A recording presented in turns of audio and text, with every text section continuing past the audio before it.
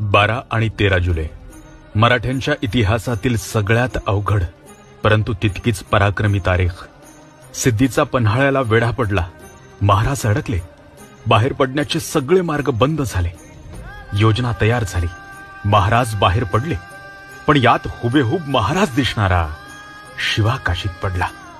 तरीही मराठे विशाळगडाकडे कूच करत राहिले. महाराज आणि साथीदार घोडकिंडीत पोहोचले. पण शत्रू अगदी हाकेच्या अंतरावर येऊन ठेपला होता.